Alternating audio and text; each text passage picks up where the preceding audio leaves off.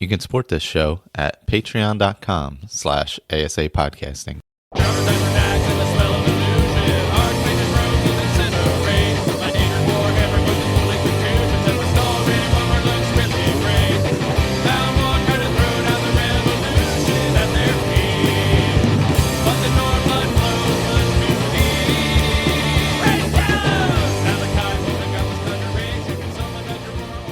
Hello, welcome back. Skyrim Addict podcast, take 2.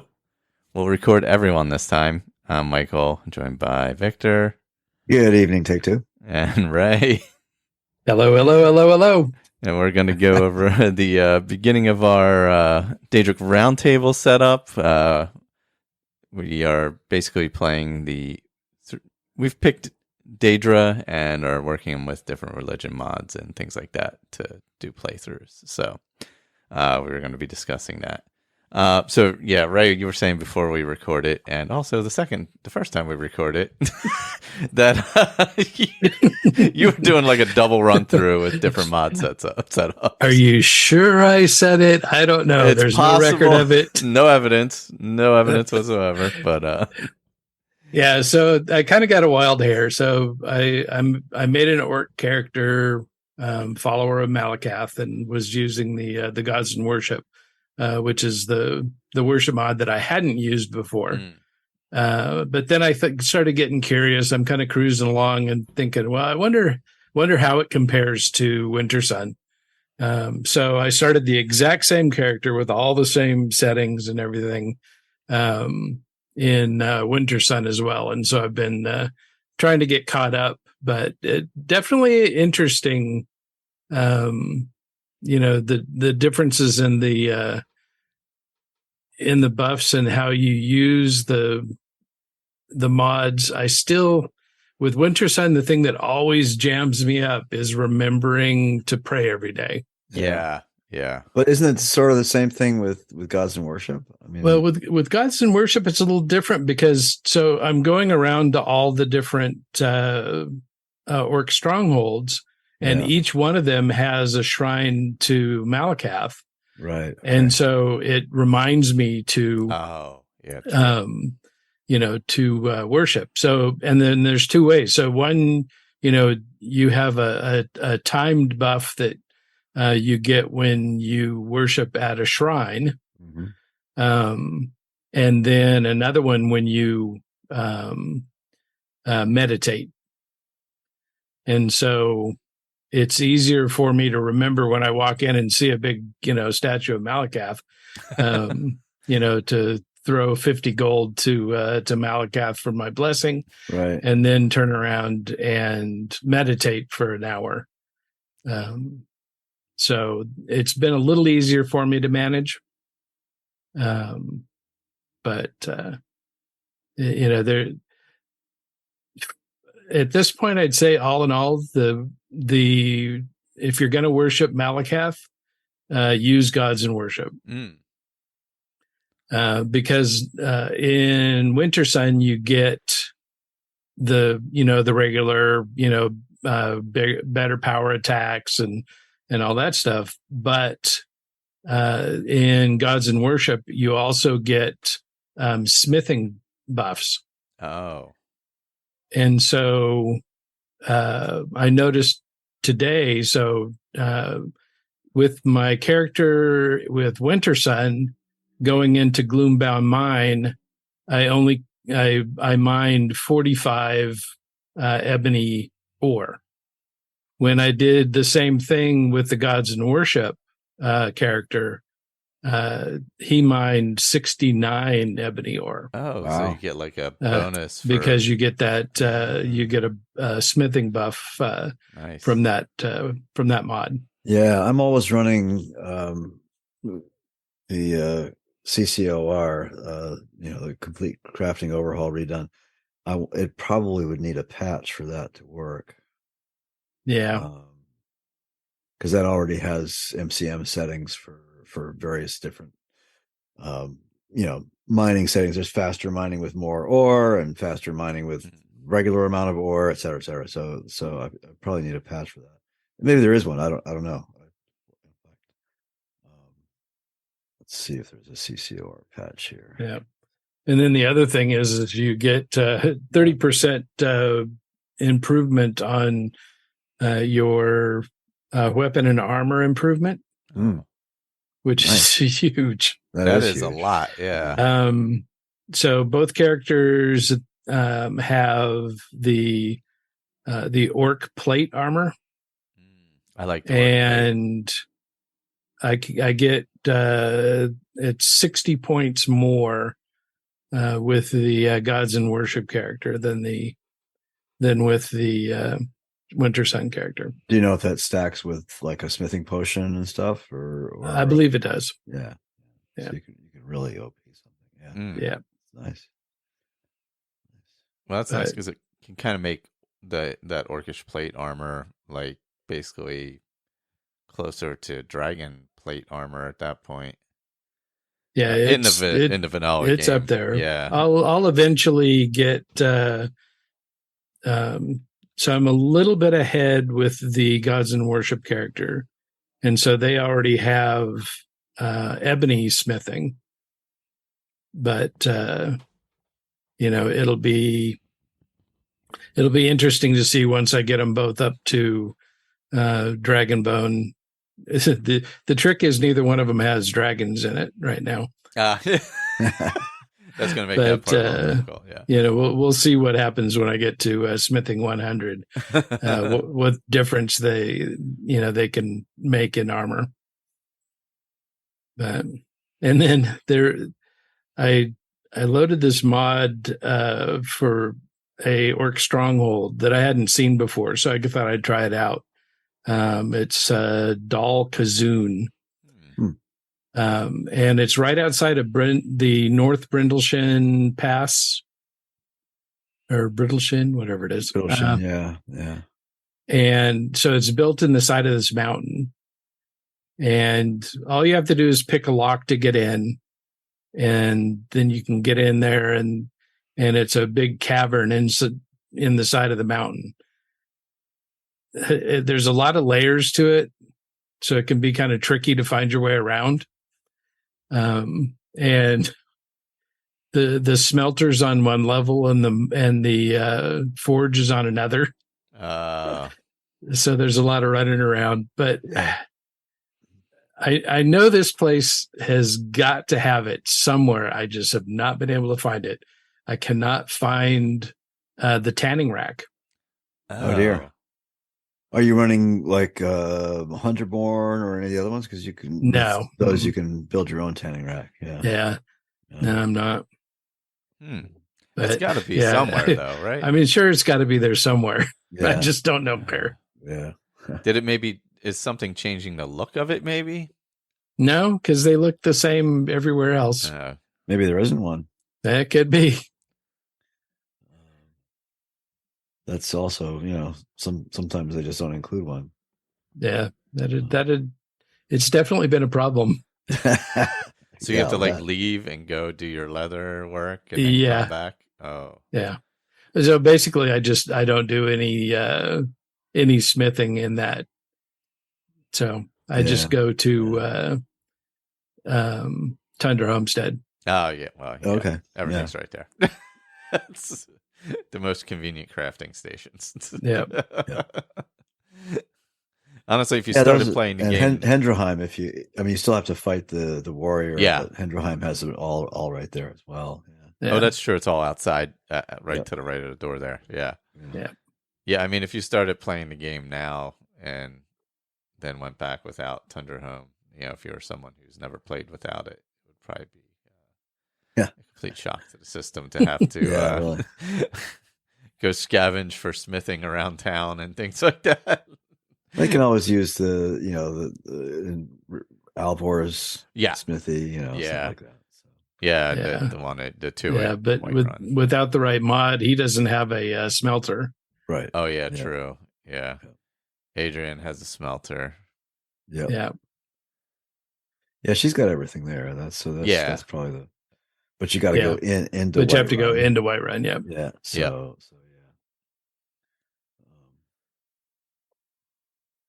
So what's your what's your character? Do you have a story for the character? What's he done? What's the trajectory of the character so far? Far, I started him off with the Realm of Lorcan. So he started off with orcish armor and a steel warhammer. Oh, cool. And so I dropped him in the location that they have available closest to Falkreath is the Burned Wagon. Oh yeah. Oh yeah. Right below Knife Point Ridge or the knife something. Yeah. So I started there, and he's I inadvertently waited until about level 15 to get to Largaspur to do the Cursed Tribe. Only because I'm leveling so fast. The collection that I have been using, the one that has the Realm of Lorcan in it, Immersive and Pure, has Ars Metallica in it. Okay. And I haven't used that mod in so long. Yeah. But you get smithing. I know Colin used to just absolutely rail against this, but you get smithing for mining. Yes. Yeah. Well, see, I always disagree with him on that because at least I use CCOR instead of Ars Metallica. I've used Ars Metallica, but it's a little. I think CCOR is a little more granular. You can screw around with the settings a little more. But I totally agree with that. You should be able to gain experience at the tanning rack. You should be able to gain experience from mining. Absolutely, why not? But with CCR, you can set how much experience you get. Yeah. I don't remember if you can with Ars Metallica or not, but I haven't looked at it to see. Yeah. But I know Colin hated that, but it was like, yeah, you're wrong, dude. Sorry. But yeah, so I'm just smoking the smithing levels. Yeah. You blow through them with that for sure. Yeah. Because of that. So the downside is that I've also smelted several of my weapons. Oh, yeah, but by mistake, yes. Clickety. Yeah. Trying to burn through, my 80 iron ore. Yeah, there's no Control Z in smelting, Ray. Sorry. No, it's not. So. Yeah, that I've definitely lost some prize possessions that way. Oh man, yeah. But fortunately, when your smithing gets that high, you just make something new. Yeah, yeah, that's true. That's a good point. So we were talking about Realm of Lorcan a little bit since you're using it. I kind of had the same experience as Victor, where it was so much. Like I felt like I didn't. Because I started my character with it. Yeah. And it felt like there was so much that I really need to just dedicated time just to do that, to see what all of it is. Yeah. As opposed to using it to build this character because I had never used it before. It felt like something I needed to use separately to actually kind of. Yeah, there is so much going on there. A lot of it I haven't even messed with. So,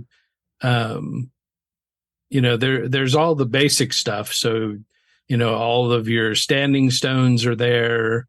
Although the thief stone was a little bit tricky to find. I went over around and around, and there's all these weird little bridges and stuff that are really easy to fall through. Oh, yes, they are. And I could not find the thief stone to save my life. And then finally I noticed that there was a pergola that you could jump onto. And I saw a chest sitting up on the pergola. So, okay, so they want you, to do the balance beam and get up there and get that chest. Well, by the time I got to the chest, I could see the thief stone. Oh, wow. Oh, gotcha. And so I had to, do the balance beam across to get to the thief stone. and got that. But I guess, they figure if you're going to be a thief, you better be agile. Fair point. Yeah, that's a fair good. point. The only problem being this game isn't that great for agility and parkour and there's tight no spaces. Parkour, yeah. I have to admit, I was surprised. Because I just assumed, this is just an alternate start mod. I'm not going to fall off a cliff here. Yeah. Boom, I was gone down. Yeah. But it just pops you right back. Yeah. So that was funny. But there's the section of it that I haven't messed with is factions. So you can set it up so that different groups will not be hostile to you. Mm-hmm. That was something I really liked the sound of, and would have used if I'd known to start my current character, if I'd known that, if I'd known Realm of Warcan better. Mm-hmm. Yeah, but and there's a whole section where you can, do, pick classes and attributes and stuff. You can make sacrifices in skills in one area to buff a skill in another. It uses a shard system. So they give you 2 shards to begin with. So you can either, you can pick a couple of buffs, or you can, all the skills cost 2 shards. So if you want to be a barbarian or a rogue or, any of that stuff, you can do that. And then you can take, debuffs to gain a shard and then spend a shard on a buff. All that stuff. I was thinking when I was sort of exploring it a little bit, it would be fun to sort of roll a D&D character and then go into Realm of Warcan because it includes a lot of that stuff in it. You can sort of recreate the D&D character right in there. That might be fun. And then it's easy to miss the if you go through, there's a little building in the middle. If you go through the door, you can, you get into the area where all the armor and weapons are. Yeah. But there's another door there that leads you up to essentially the wizard shop. And so there's all kinds of you've got access to all kinds of spells and stuff up there. Oh, was that like that second level where there was a door after you kind of hopped around? So that one is the one, if you get into the main building where the smithing stuff is, there's kind of an offset door that has the College of Winterhold Eye on the floor in front of it. And you go in there, and that takes you up to the wizard section. Yeah, because I probably spent, I don't know, a good half hour messing around with it. And I was like, if I keep doing this, I'm not actually ever going to start. Like, I feel like this has got to be its whole separate thing for me to just like explore it one day and like see all the different possibilities. And I like that it's just not a simple, just go to this and you get to select this or that. You actually have to physically go around to the different areas and do these things. Because you can do most of the same thing with Unbound. But that's just, clicking boxes in a menu, which isn't quite as immersive. Yeah. I haven't messed with Unbound in a long time. Yeah, you're right. I hadn't thought of that. That's I think I like the Realm of Warcan better. It really is more Skyrim like, Yeah. And it is fun if you really get into it. I think the first time I went there, it probably, it usually takes me about 10 or 15 minutes to build a character. But, going in there, it was a little over an hour. Yeah. Yeah, I can see that easily. Yes. Walking around, check it. One thing I did discover, though, is if you just walk around to all the different levels, then you can go to the map. and it'll show you all of the portals to all the different places it can lead you. So you don't have to stop and read each one. Oh, so you can portal around inside Realm of Lorkhan? Yeah. Oh, I don't think I ever even noticed that. Huh, I didn't realize that. I probably didn't get far enough along. I was still exploring, so I wasn't really noticing that. But yeah. And there's more starting locations than like Live Another Life, right? Oh yeah. There was because it was every purple shard essentially was a there's a location you can go to. Yeah, there's tons of them. Yeah. I was really intrigued by the Forsworn faction, because that's well.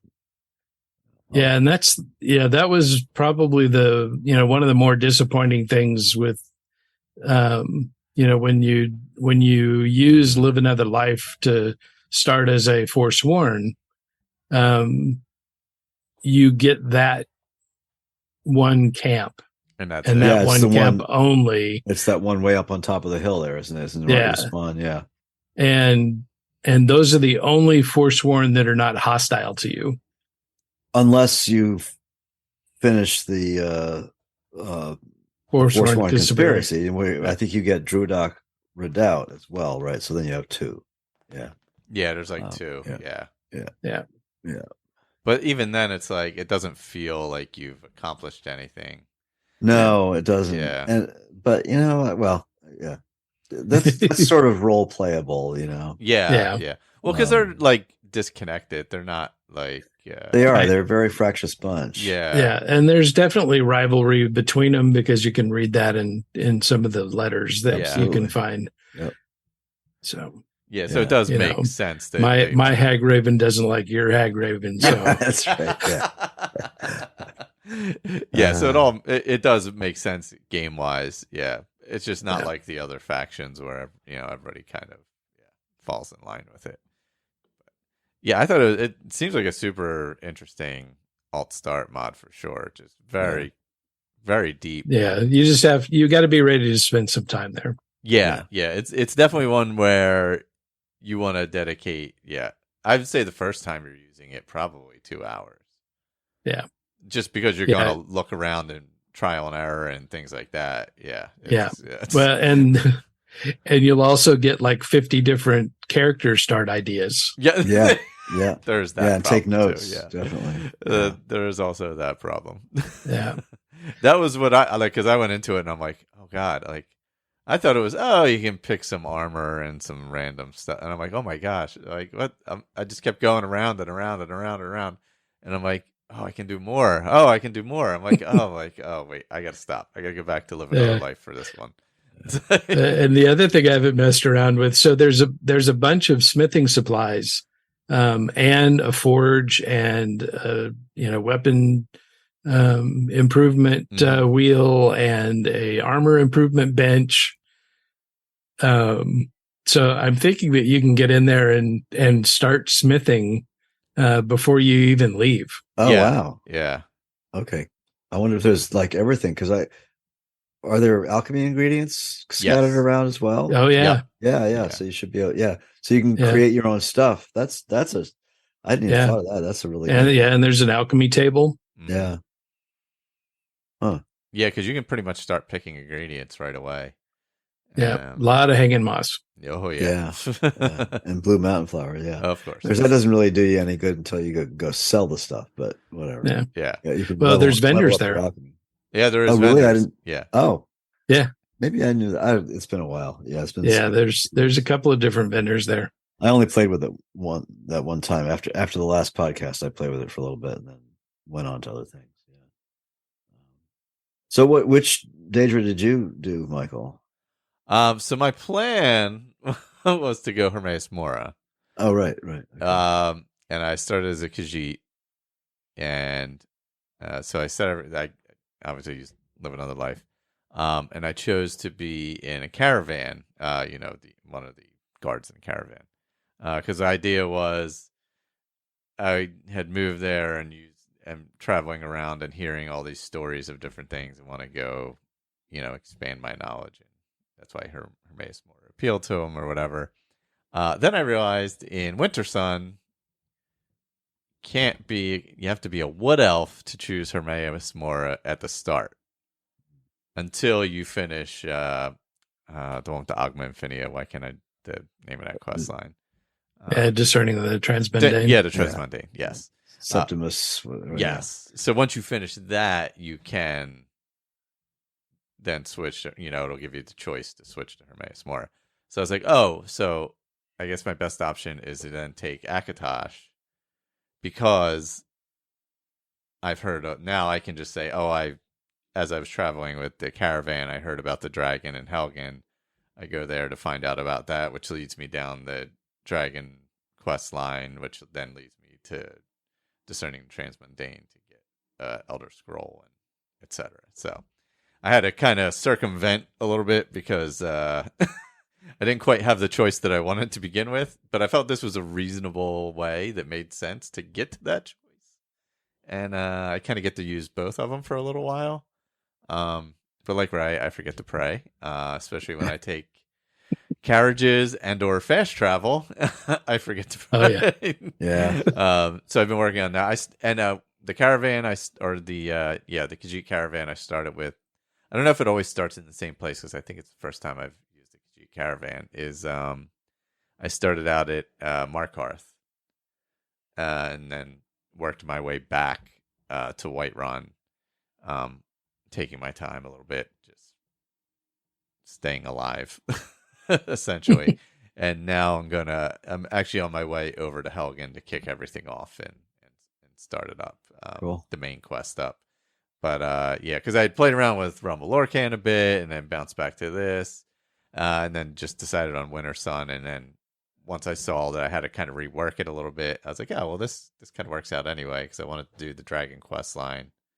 Gives me more natural reason to do that quest line to start with, which then can roll into that, and then roll into Dragonborn with Hermaeus Mora, and it kind of is felt like a more natural progression for that character to get to that point anyway. One of the things with Realm of Lorkhan is that you spawn right next to a table that has the dragon stone on it. Oh wow. That's convenient. And so you can pick that up, and then start without dragons, and then when you're ready, then you go talk to Balgruuf. Just give it to him, and then give Farengar the dragon stone, and you're rock and rolling. Wow! So since you brought that up, or that sort of thing up, I got to shout out to a mod that I was going to talk about in a minute, but I'm going to talk about it now. So have either of you seen a mod? I'm not sure whether it's available for Xbox or not, but it's called At Your Own Pace. And it gives have you seen that, Ray? No. Okay. So it gives you choices for all the major factions, Thieves Guild, Dark Brotherhood, Companions, Dragonborn. It overhauls the Thane quests, some miscellaneous stuff, and the main quest. But and each one of them is a module, so you don't have to load them all. You can only load the one that you want if you happen to be doing a mage playthrough or a thief playthrough, whatever. And they're very gentle. Essentially, they sort of just interrupt the quest line, the vanilla quest line, so that you have to actually talk to somebody to make the quest go farther, etc. But so I'm using the College of Winterhold one in this my Daedric playthrough. But since you mentioned the main quest, I was just reading through it yesterday. I hadn't done the At Your Own Place for the main quest, but this just stood out to me. Like, I thought that is so freaking great, because so the third paragraph in the description of the At Your Own Pace main quest. The main quest continues unchanged until you get to Ustengrav. The horn is still there, nice. allowing you to return to it. To return it, gain the third word of Fusro-Da, and then ignore Delphine for as long as you like. Again, talking to Farengar progresses the main quest. Ask him to contact Delphine for you, and a letter will be sent. I thought that was just genius. Nice. Yeah. Leaving the horn there, it's like it's just amazing. That's just another one of those little details that these modders think of that just blew my mind. So I'm going to do that. Unfortunately, it's one of these things you just can't load mid game. You have to start a new game with each one of these modules or multiple ones.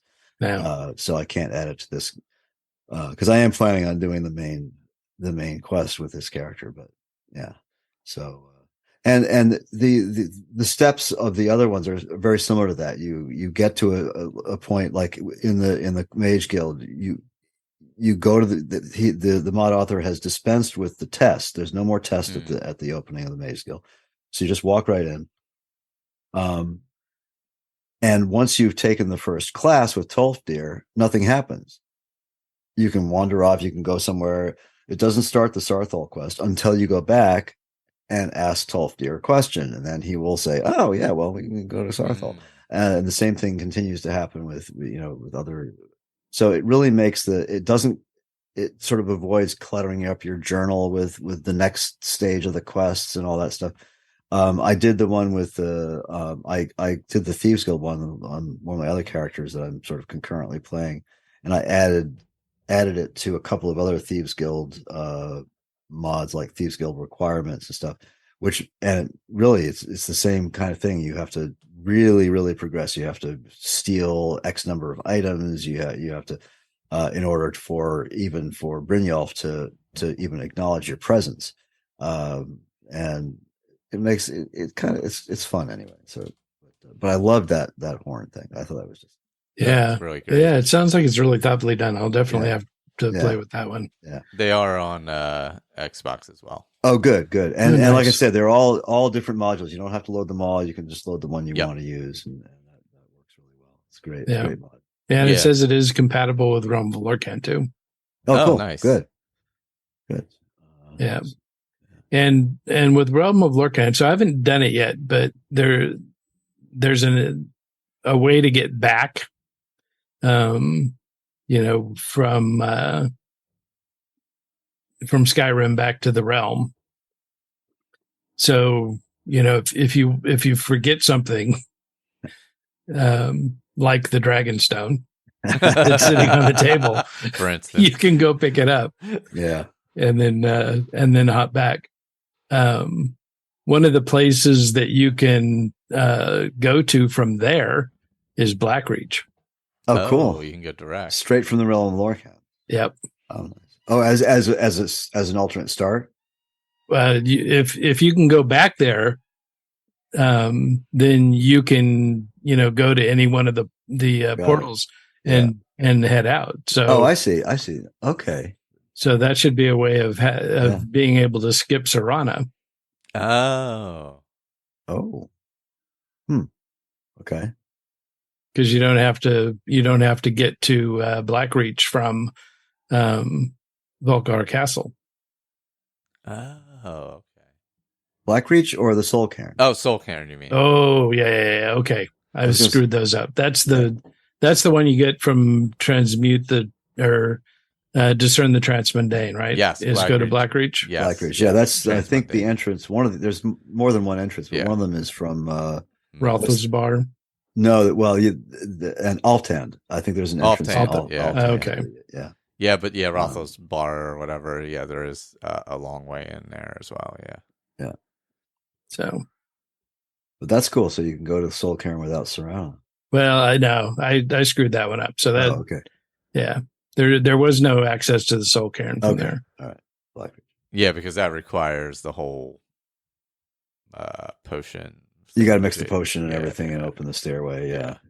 Whereas Blackreach just a location, technically. Yeah, just being it. Well, don't you have to have one of the? I think so. The lexicon doohickeys that Septimus gives you. I think so. In order to get in there the first time, yeah. Yeah, to get access to that stairway. Yeah. Oh yeah, at the very end. Yeah. And there's no other way in before that, is there? Well, I mean, there must be, because one of the alternate starts is starting in Sindarian's building. No, you can get in from let's see. Well, that's just getting out though. If you start off in there, it's just a matter of getting out. Yeah, that's. But once you get out, you can theoretically get back in. Yeah, once you open one of those exits, you can get back in them. But prior to that, actually that's a dicey place to start too, because there's some. Yeah. It certainly is. Just that automatron outside of Zindan's door. Yeah. If you start in his lab, you gotta get out past that guy. You better dash. Yeah. That is a fair point. He is literally right outside the door. Yeah. That is a rough start at level 0. And you don't have that ballista up on the railing to shoot him with. No, that's true. And there is no leeway. Like, you literally step out the door and it is right there.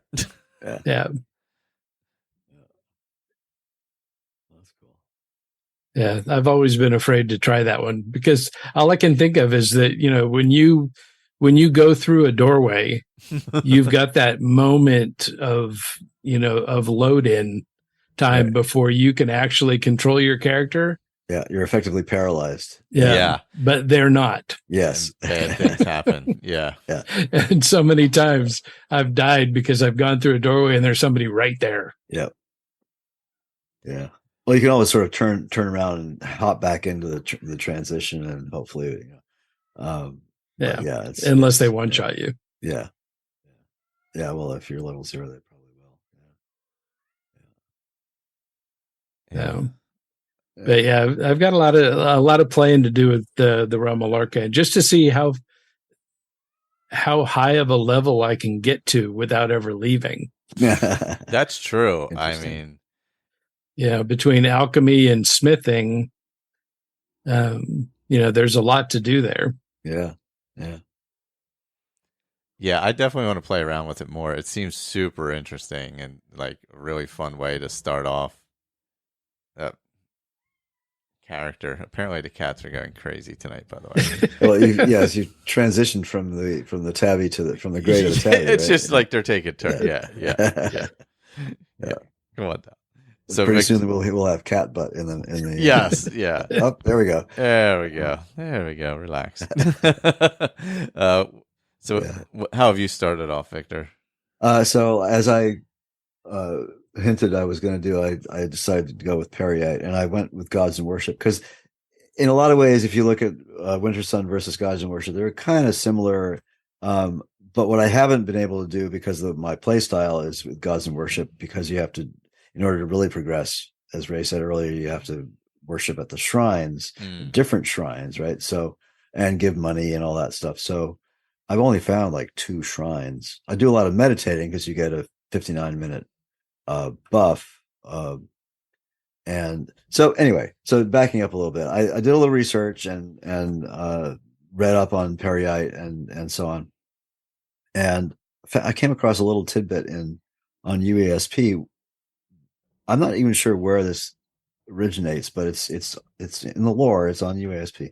So there is an alternate faction to the Afflicted called the Natural Order.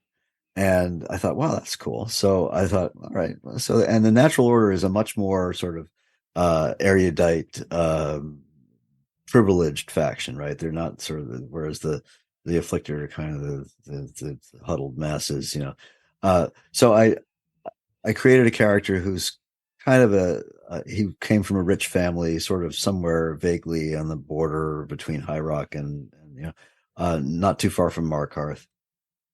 And I decided that his family is a secret, very secretly, very instrumental and big in the Natural Order faction. And they're not so, they're not convinced that Periite's mission is to just kill everybody with every disease possible. That's not what the Natural Order is all about. Periite is there to balance things, and if it needs a plague, well, then it needs a plague. But if it doesn't need a plague, well, you take care of weak characters of questionable morals like bandits. Well, yeah, that's fine. You kill them with disease or poison or whatever. But so I decided to go down Stephen's route, and I I consoled the character up to about level 23, and he's an alchemist, of course. How could you not be? And I chose conjuration and restoration based on a few mods that I chose. One-handed because I figured he'd need a dagger, and maybe a little skill at something, because you can't always use poison. You can't use poison against Dwemer automaton, things like that. And some sneak, some light armor, and of course, gotta be an archer too. So some marksman. And he ended up at about level 23 with all the and I leveled up those skills based on the perks that I wanted to take. And I won't bore everybody with all of them, but I took a bunch of different perks. And I started him using alternate start in the Warrens in Markarth. Oh, okay. On the sort of the role play that when the members of this family come of age, they make a pilgrimage to the Shrine of Periite and take whatever quest Periite gives them. So this character decided, well, he was going to spend a few days with his cousins in Markarth, and he got very drunk and thought, well, he was going to wake up the next morning, and he wasn't going to he was supposed to go to the Shrine of Periite with nothing, with just rags, and he thought, well, screw that. I'm going to take all my shit with me and go up there and just, pretend I don't have it. I'll just drop it just before you. Well, he doesn't know that part of the ritual is his family's going to come and give him a few drugs so he falls asleep, and they're going to take him and throw him in the Warrens with nothing. So he wakes up in the Warrens in rags, and thought, okay, I get it now. And he sneaks out of town and heads up with nothing, heads up to the shrine. And he's already got enough skill in alchemy because he's been trained by his family, and a few, some training in magic, that he picked up enough herbs and things along the way to mix a few potions and defend himself on his way up to Periite. I just progressed the character from there. And I sort of decided, once I'd met with Kesh, got the quest to get the ingredients, that he would take his time. And the hardest part of that quest is the flawless ruby, right? The rest of the stuff is relatively easy. You can find vampire dust. You can find death bells are simple. And what's the silver ingot? So silver ingots all over the place in the Reach, right? So, but finding that flawless ruby without cheating your way to it or looking up where it might show up easily it took a while. I leveled him up maybe 6 or 7 levels. He went to Golden Hills, and since he grew up on a farm, he decided, well, Golden Hills is as good a place as any, and settled there. Got Eric the Slayer, became a steward, and finally found, ironically enough, after many bandit camps, he made his way to Windhelm and met Norelian. And where did he find the flawless ruby? In the Forsaken Cave. It was very, very poetic, perfectly random, loot drop. So we've done the Periite quest, and I'll tell you what, Bethardems is a very tough. I'd forgotten how tough that particular one is. It's extensive, it's complex, and getting down to Orchendor took a lot. He had to. So I'm using. A couple of alchemy mods, I'm using one which I've used before, called Sky Toxin, which is an excellent mod, which adds, if you do your patches correctly, it adds a lot of really, really cool and very, very powerful potions that are random drops. You can't necessarily make them yourself, but they drop in various loot, and especially if you've already leveled up your character a bit and you're in the level 20s, starts to drop these insanely powerful potions, and a couple of other really nice magic mods that deal with a lot of. There's one called Mysticism, I'm using that, which has a spell called Death Cloud, which is excellent for sort of AoE damage, poison damage. And that was fine. A lot of the spells work on quote non-mechanical characters unquote. So they'll work on Draugr, they'll work on undead. I mean, if you think about it, disease should work on undead. Poison may not, but disease should, right? So I don't know. Maybe I'm just rationalizing, but they do, and so I have a fairly good battery of poison spells, poison potions that I can apply to arrows and various things. But Bethardum's, of course, is filled with dwarven mechanical creatures. So eventually, through some sneaking, I picked up a glass crossbow and started just trying to loot bolts wherever I could find them. And I managed to make it through Bethardum's, killing the Falmer with poison spells and various things, but having to use the crossbow on the automatons. And by the time I got to the end of it, Orchendor was somewhat of an anticlimax. I think at my level then, he was in the 30s somewhere, so he really wasn't that tough. And so now, once that's done, that's pretty much the whole Peryite thing, right? I've done that. So now I'm working on Gods and Worship and finding more Peryite shrines and things like that. And he decided he wanted to go to the College of Winterhold and study with Colette, because Restoration, of course, is where you find a lot of the really good poison spells. Oh, that's true. Yeah. And with a couple of the mods I have loaded, there's some really, really good ones at the master level. There's a mod author who calls herself Direni, and there's some really good stuff that she's done. So I'm using one called Plague Poison Spells Mysticism add-on. So it's a 4-spell add-on for Mysticism. And that's got an apprentice spell called Wither, an adept spell called Contagion, an expert spell called Gangrene, and a master spell called Creeping Death that deals 6 poison damage per second for 30 seconds, and 25% extra damage for every Wither, Contagion, and Gangrene. And so it's quite a powerful spell. And so it's been a lot of fun. I've never actually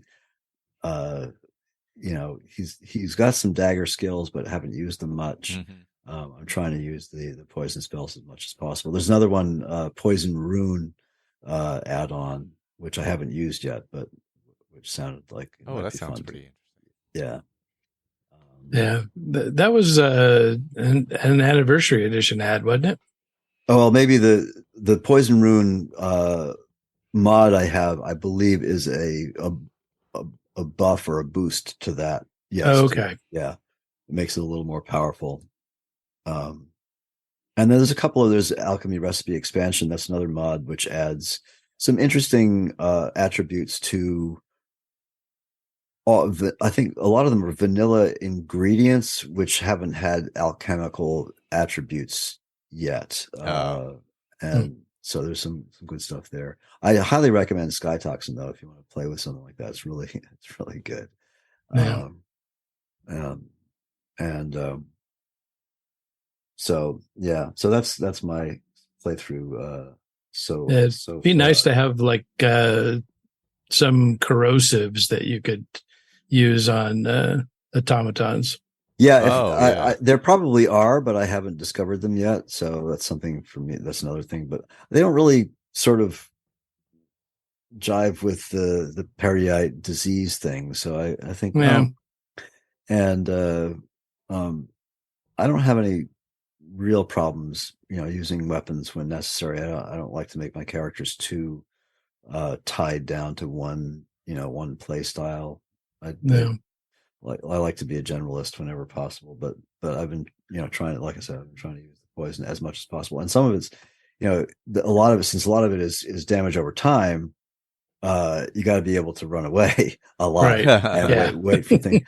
So I'm making a lot of. I'm also, of course, because alchemy is a big part of it. I'm making a lot of lingering damage potions and paralyzed potions with damage damage added in, slow potions with damage added in, and those are a lot of fun.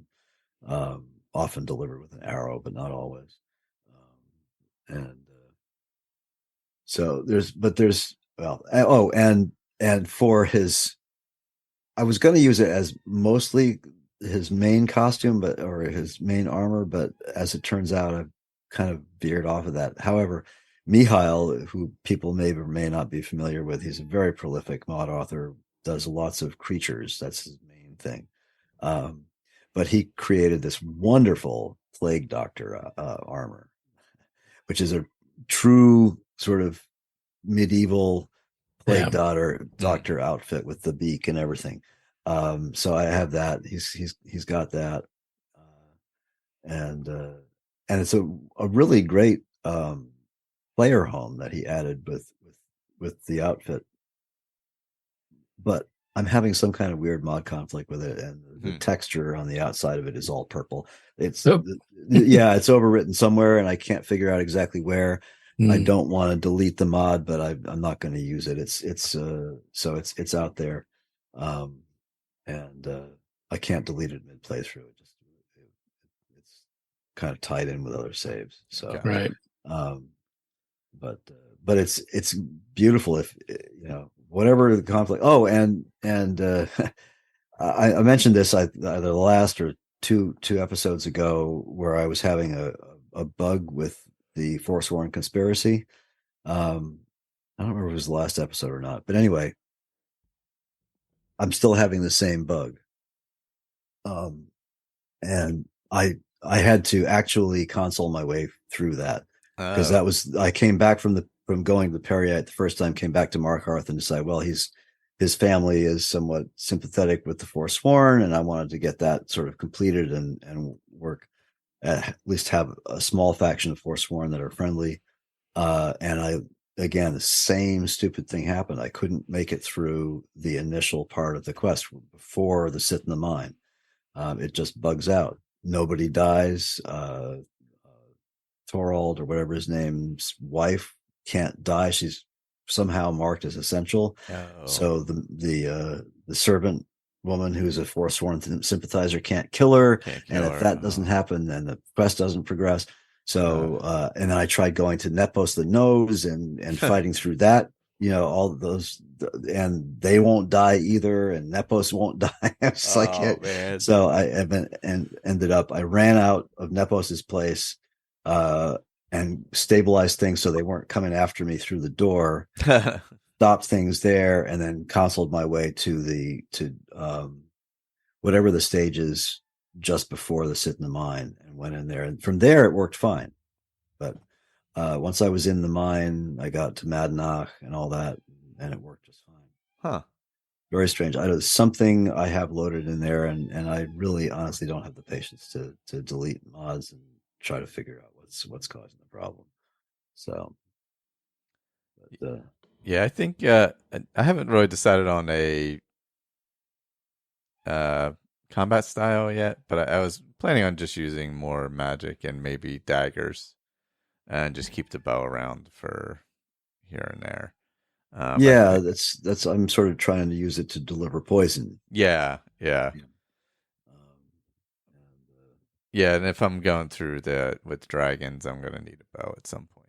So, but I mean, when some of these sky toxin poisons drop in a loot somewhere on some character's body, there's a couple of them that are, and if you read the mod page, the mod author does a decent job explaining why they decided to make some of them quite so powerful. And there's one which is a botulin derivative, and it's a giant killer. I mean, it's 165 health damage, boom, and something like, I don't know, 60 damage per second for 60 seconds or something like that. It's just like boom, and they're down. So but they don't drop very often, so you get one and you save it. However, if you happen to have Ordinator, or I think Adamant also has a perk that does this. It's a somewhat earlier perk where you get multiple shots with your bow or any weapon once you put some poison on it. So that makes these sky toxin potions a little bit more OP. When you can get, however, I think it's one iteration per 10 levels of alchemy, I think. So if you're at level 60, you get 6 shots with that one potion. Oh, wow. Yeah. That's verging on a little too OP. Yeah. And Sky Toxin is available for Xbox One as well. Oh, good. Well, give it a try. It's a lot of fun. And it's good when when you start in level 20s, like I did, it seems a little more OP, but when you're starting from 0 and working your way up, you don't get quite so many drops, early on. Yeah. And even though it's really strong and you get a lot of shots, the thing is there aren't very many places you go where you need that much. There's usually, some mid-range guys that'll drop with easier stuff, and it's only the bandit chief or right. It's the bosses, the bosses that, and so if you just take one shot at them and resist, taking the second shot to, completely drop them and let the slow acting, part of it, do its part. That's right. But, they're good. If it works, and I haven't tested them on undead things like, say, dragon priests or something like that, to see whether they work on those. I think they do, but you're right. Yeah, they really are for bosses, and especially if you're keeping, like I am with this character, keeping him fairly weak in terms of his armor. So if somebody gets up in his face, it's a 1 or 2 shot. So he's not OP on that level. I think his armor is only like 85 or 90, and he's wearing a vampire. Some kind of vampire robe with 75% magic regen on it. So, which is nice when you have to cast a lot of spells. Yeah, for sure. Yeah. Pardon me. Sorry. So Fudge Muppet posted a OP video this week. Oh, really? It's they were playing around with the what is it? The blood helm, the one that you get in that new player home at Mara's Eye Pond. Oh, huh. There's a helmet in there that has a conjuration buff to it. Oh, and some other magic improvements.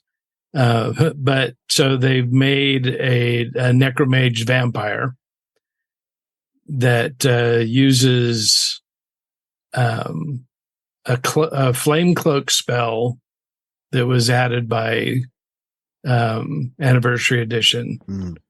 What's that one called? It's called Mara's Wrath. Oh, yeah. And then there's unbounded elementals, freezing and shock. And when you use them together and so you cast the spells, and then, you hold the dual cast without casting it again, and it causes it to expand out even further than normal. Oh, wow.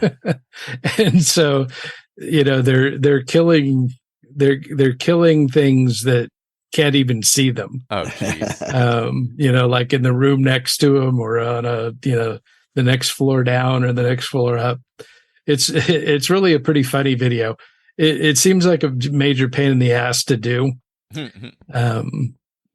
if you go to the trouble, that sounds like the name of the video is "I Broke Skyrim's Magic." Good for them. And it's pretty funny. It's got some interesting, ideas to it, and things that you can do. and it uses a lot of the different mechanics of the game.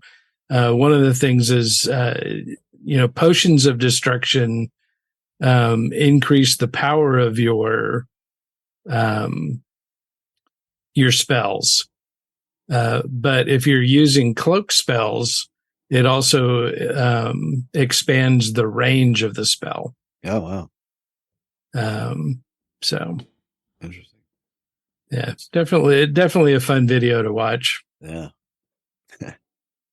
I will definitely. And it's silly because it's got that, that I can't remember the name of the stupid mask. The bloodworm helm. Oh wow! Oh yeah. And so it's this. I think I posted a picture of it in the Facebook group once. Yeah. I did it on a conjuration character that was in dragon bone armor. Oh wow! And it's just this huge helmet with it looks kind of like I don't know, maybe a giant piranha or it doesn't look like those fish with the light, like the it's just this massive mouth with teeth. Wow, anglerfish. But the buffs on that give the extra kick to expand the range and the power of these spells. Yeah. But cool. Awesome. Next time we will get into the next part of Steve's feedback as well. Yep. He's going to continue on to Windhelm next time. So that'll be our next one when we continue with these characters and look back at his as well. Let's see, other games. I'm still playing Valheim. Excellent. Let's see, what have I done? I have taken down Bone Mass. Oh, good. And I'm now traipsing around the mountains where drakes are super annoying. Drakes they're relatively easy kills. Yeah, and the wolves are easy if you catch them before they sneak up on you. That is true, and if you don't, they're not. They're not. They hit really hard. Yeah, they hit way harder than you realize. Yeah. For sure. Yeah, the drakes are more annoying than they are anything because if you have like a good cape and all, they're not doing that much damage. But you're like, but their frost glands or whatever are definitely worth having. Well worth it. Yeah, worth killing them. And of course the wolves they drop good stuff. Have you encountered and dealt with the golems, the stone golems? Yeah, they're a pain, but I just take them out with pickaxe. Okay, yeah, you can jump on their head and take them out with a pickaxe or whatever. What I do, but they regenerate. So and they really don't drop. Yeah, they don't really drop that great of stuff. Just crystals or whatever it is. Yeah. Right, crystals did nothing for a long time, so I got used to like not caring about them. But with the Mistlands upgrade, they have a use. I don't remember what it is. However, so my tactic with the golems is I dig a hole and then I lure them in the hole. And then I just jump out and leave them there. Yeah, then they excellent idea. I may try that. Yeah, because then they won't regen and you can just go about your business. Yeah. Isn't that also how you can tame a wolf as well? Trap it. Yeah, also that's how you tame the locks. Yaks. What are the yaks called? Yeah, locks, I think it is. Locks, thank you. Yeah. You have to dig a pit for those. Yeah, they're big. I took out a couple of those. I lured them into the swamp and basically ran in and out of a crypt attacking it. Yeah, that's great. Kiting and whatever it takes. It's a tactic, man. It's a tactic. But locks drop excellent meat. So yes. So So they're really good for that, and they make nice rugs too. Yes, they do. Poor locks. Yeah, I dabble in the plains a little bit on the edge of swamps. Not like I don't go full bore because I don't feel like I'm quite there yet. So, it's the same thing. If you get the right arrows in particular, and you start you upgrade your bows and things, to the right bow, you can take some really long shots. And the tar pit creatures, whose names I also forget, they have a special name in the game. I can't remember what it is, but they're basically blobs of tar instead of blobs of green poison like you get in the swamp. It's the same animation. But you can take those out from a pretty long distance. But once you get the tar, then you can make all new pieces for your buildings.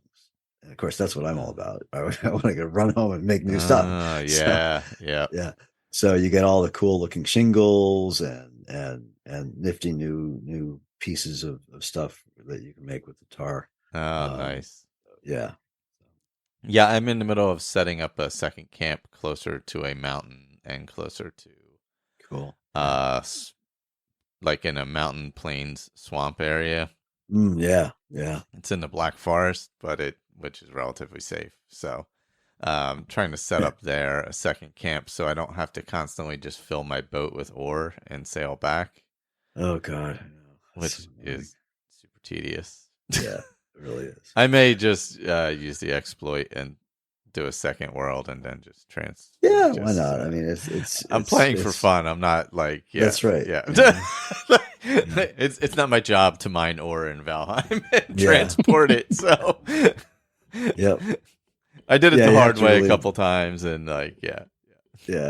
There's some games that I'm willing to grind in for a while, and that's one of them. But even that, it gets tedious after a while. Yeah, because I want to have the time to build. So like, I'm like, all right, I could spend all this time transporting all this ore back and forth, or I could do it this way and then have more time to build stuff and have fun that way. So I'm like, all right, well, this is the trade-off.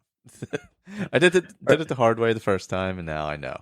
Or you could just get a mod that allows you to transport the ore. And to hop through the portal with it or whatever instead of exactly. I think that I think the fairer way for them and I know the developers are very adamant about this. The original, the designer of the game is pretty adamant about this. It's never going to happen, but they should allow you to upgrade the portals. Have something as you go through the levels and the biomes. You get some kind of, whether it's tar or something you get in the Mistlands or whatever, that's hard to get. You can upgrade your portals to carry. Maybe you can carry only refined ore. Yeah, so you still have to build a smelter. You still have to do, but you can at least move the refined stuff back. Yeah. Right. I think that would be a fair trade-off where you have to upgrade it, but you can only then transport the refined. So you have to. Yeah, and I know his thing is he wants to force you or encourage you, aka force you to explore. But these worlds are so immense. Yes, you'll never explore all of it. One of Sean's seeds that he or one of his random seeds, and he forgot to save the seed when he finally got so frustrated he put it away. He spawned. The spawn point for the seed was in a valley surrounded by mountains. Oh man.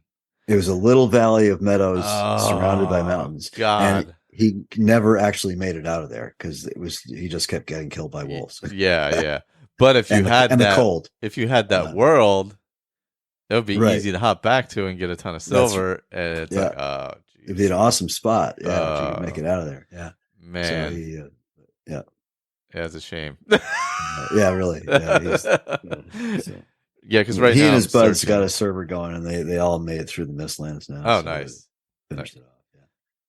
Yeah, I'm mostly just in my solo one. I was playing with two other people for a while. They got busy, so they kind of fell off a little bit. So I hopped off of that one and have just rebuilt. I basically moved my house, so I upgraded it to stone and all that kind of stuff. So.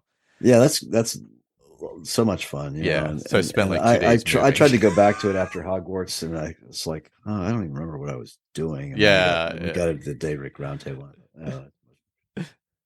So now I'm back in Skyrim. I haven't played anything else. There's other games out there, and everybody's playing Tears of the Kingdom now. Yes, I've heard good things about. Yeah.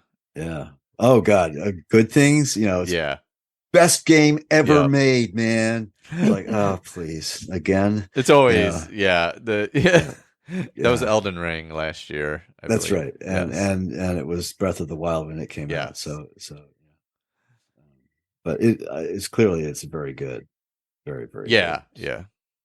Speaking of the best game ever, No Man's Sky. What's going on there? Yeah. So the new thing going around now is they've come up with some of the YouTubers are doing a fugitive challenge, and so you can't interact with any of the normal factions in the game. So you can't go into any of the buildings. You can't do anything that's connected to the Atlas. Everything in No Man's Sky is connected through the Atlas. Yeah. So you can only deal with roaming traders, and you can only fly into pirate space stations, and only if you have the solar ships, which are the prevalent ships in pirate systems. And so and it's all done in permadeath. Ooh. So it's quite challenging. Yeah, that's So I've been messing around with that. It's definitely about the only way you can make No Man's Sky really hard. Sure. Otherwise it's a pretty laid back game. It's not hard at all. Yeah. Yeah, that definitely sounds like it puts a lot of definitely puts a lot of hazards in it that way. Yeah. So at this point I've been a couple hours of walking. I finally found a crashed ship. I got it airborne and have been working on, fixing it up and, looking for my solar ship.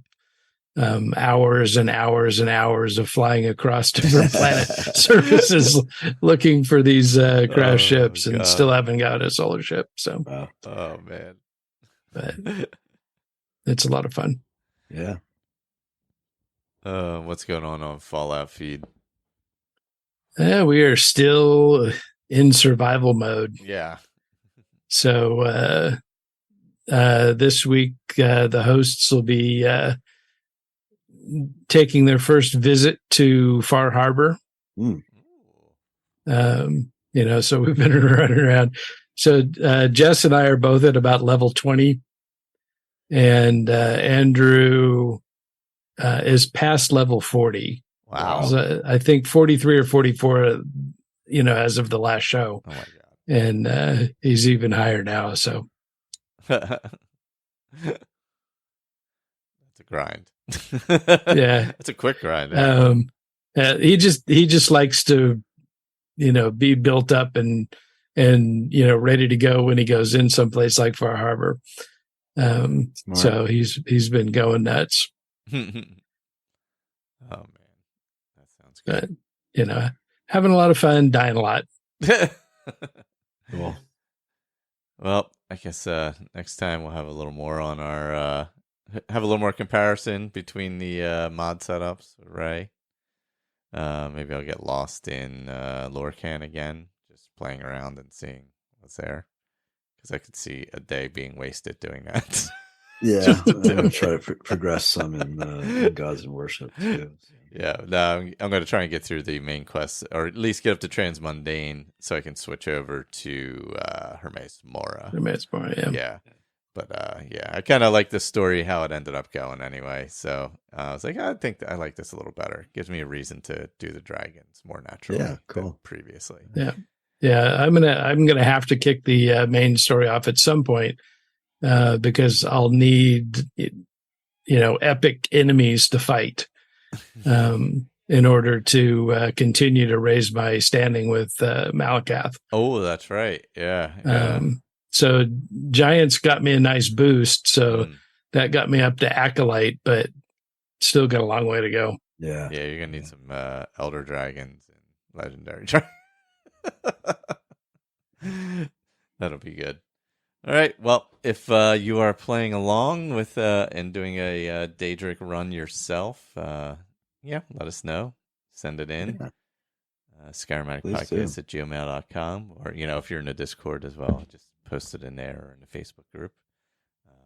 Actually, Discord's been relatively active about Skyrim recently. Yeah. Yeah, there's a couple of guys who are talking a lot about it. So yeah. So check that out, and we'll see you all next time. Night all. Bye-bye.